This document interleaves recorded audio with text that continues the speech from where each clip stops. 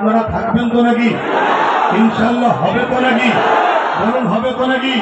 তবে আমার আম্মা বোনেদেরকে আমরা নিয়ে যাবো না। আম্মা বোন নিয়ে গেলে তো কলকাতা ছোট হয়ে যাবে। কি ভুল বললাম নাকি?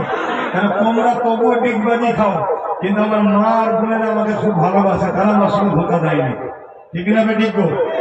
সেই হিসাবে বলছি, আমরা আমাদের মা বোনেদের জন্য তো বডিগার্ড, আমরা থাকতে তাদেরকে বেরোতে হবে না। আমরা যখন শেষ হয়ে যাব, জান চলে যাবে, জান বাঁচাবার জন্য তখন তাদেরকেও লড়তে হবে, ইসলামের হুকুম। ঠিক না বেঠিক? তাহলে কলিকাতাও যদি বলি, পারবেন তো নাকি? আচ্ছা, লড়াই তো কিছুক্ষণ যে চিল্লে তো হবে না।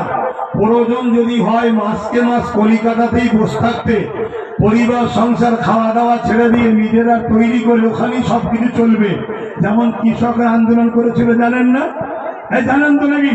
কেন্দ্র সরকার কৃষকের পিছনে লেগেছিল, এমন আন্দোলন করেছে, আইন প্রত্যাখ্যান করতে, বিল বাতিল করতে বাধ্য হয়েছে না হয়নি?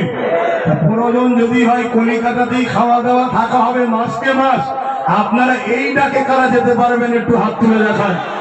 একদম ইমানি কথা তো, ধোকা নয় তো। আন্দোলন কাকে বলে? ইনশাল্লাহ হবে।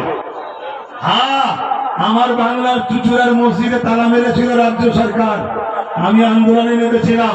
অনেকে আন্দোলন করেছে, আমি কাউকে ছোট করছি না, কিন্তু যাই চিল্লে চলে আসে মসজিদের